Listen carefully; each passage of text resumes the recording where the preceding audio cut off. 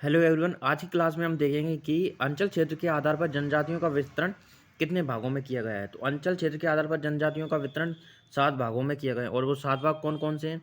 मालवा, निमाड़, महाकौशल, बघेलखंड, बुंदेलखंड और चंबल। कौन कौन से? मालवा, निमाड़, महाकौशल, बघेलखंड, बुंदेलखंड और चंबल।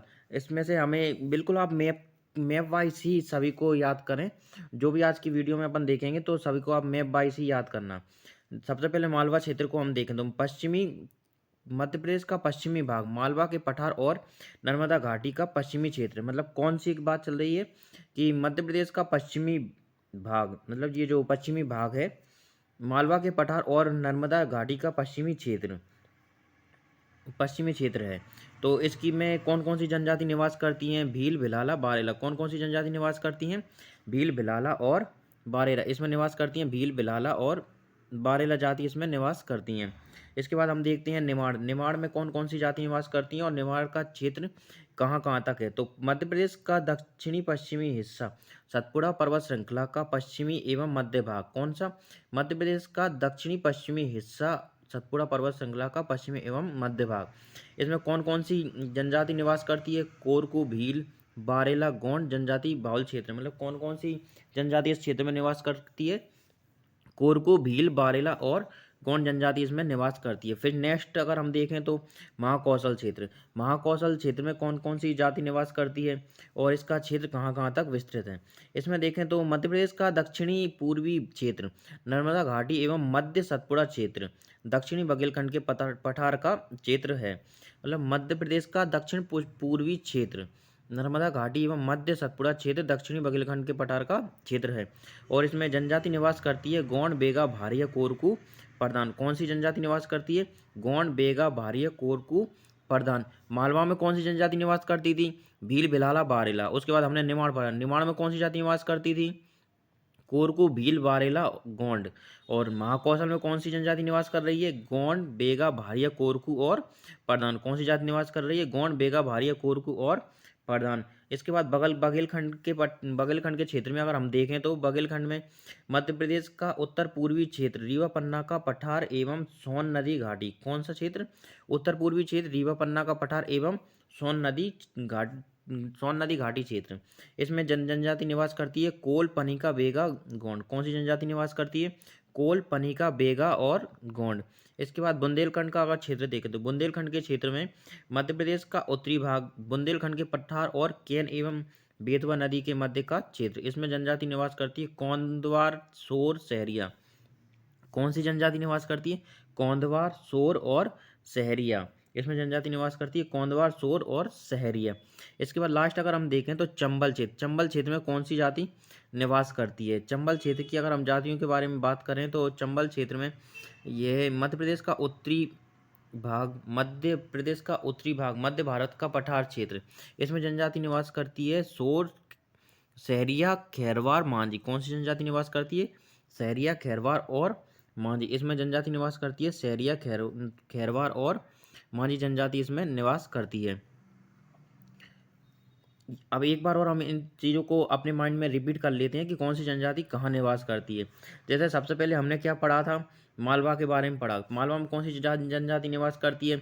भील, भिलाला, भील भील जनजाति निवास करती है। उसके बाद भील, भिलाला, बारेला। और फिर उसके बाद हमने निमाड़ पर। निमाड़ में कौन सी जाति निवास करती है? कोरकू, भील, बारेला, गोंड जनजाति निवास करती है। कौन सी जनजाति? कोरकू, भील, बारेला और गोंड। मतलब आप ये है ना मैप वाइज ही याद करें, क्योंकि कई बार अगर वो क्षेत्र पे भी पूछ ले आपसे कि इस क्षेत्र में कौन सी जाति निवास करती है, जनजाति निवास करती है, तो आप मैप के अकॉर्डिंग भी बता सकें। इसके बाद हमने महाकौशल के बारे में पढ़ा। तो महाकौशल में कौन सी जनजाति निवास करती है? गोंड जनजाति निवास करती है, बेगा जनजाति निवास करती है, भारिया जनजाति निवास करती है, कोरकू, प्रधान। ये 4 जनजाति हैं जिनका मुख्य रहने का क्षेत्र यही है। उसके बाद हम बघेलखंड क्षेत्र में देखें तो कोल, पनिका, बेगा, गोंड। कौन सी जनजाति? कोल, पनिका, बेगा, गोंड। और ये कौन सा बघेलखंड मतलब कौन सा? रीवा पन्ना का क्षेत्र, रीवा पन्ना के पठार और सोन नदी घाटी के बारे में बात चल रही है यहाँ। कौन सी? रीवा पन्ना का पठार और सोन नदी घाटी के बारे में बात चल रही है। फिर हम बुंदेलखंड के क्षेत्र में देखें तो बुंदेलखंड में कौन सा? मध्य प्रदेश का उत्तरी भाग। कौन सा? मध्य प्रदेश का ये कौन सा भाग? उत्तरी भाग। बुंदेलखंड के पठार और केन एवं बेतवा नदी के मध्य का क्षेत्र। कौन सा? मध्य प्रदेश के बुंदेलखंड का क्षेत्र केन एवं बेतवा नदी, मतलब कहाँ केन और बेतवा नदी के बीच की बात चल रही है। और कौन कौन सी जनजाति निवास करती है इसमें, कौंधवार, शोर और सहरिया, कौंधवार, शोर, सहरी। अब आते हैं हम चंबल की ओर। तो चंबल क्षेत्र में कौन सी जनजाति निवास करती है, सहरिया, खैरवार और मांझी। और जैसे खैरवार के बारे में हमने कई बार पढ़ा भी होगा कि खैरवार जनजाति कत्था बनाने का काम भी करती है। और अगर हम कुछ इम्पोर्टेंट भी देखें कि प्रमुख अनुसूचित जनजाति क्षेत्र कौन कौन से हैं, प्रमुख अनुसूचित जनजाति क्षेत्र मतलब आदेश 2003 के अनुसार। तो इसमें हम देखेंगे कि अनुसूचित जनजाति क्षेत्र और उनसे रिलेटेड जिला कौन कौन सा है। तो इसमें सरदारपुर, कुच्ची, मनावर, ये कहाँ पे है, धार में। सरदारपुर, कुच्ची, मनावर कहाँ पर है, धार में। इसके बाद सेगांव, भीखनगांव, झिरनिया, ये कहाँ है, खरगोन में। और इसके बाद हम देखें खालवा या खकनार, खंडवा में। भैंसदी, शाहपुर तहसील, ये कहाँ है, बैतूल में है। केसला कहाँ है, नर्मदापुरम में। और कौतमा पुष्पराजगढ़ कहाँ है, अनूपपुर में। कहाँ है कौतमा पुष्पराजगढ़, अनूपपुर में। बेहर तहसील कहाँ है, बालाघाट में। और लखनादौन घनसोर कहाँ है, सिवनी में। इसमें से आपको सबसे ज़्यादा इंपॉर्टेंट अगर याद करना चाहो तो एक केसला कर लेना, जो कि कहाँ है, केसला नर्मदापुरम में। गौतम पुष्पराजगढ़ कहाँ है, अनूपपुर में।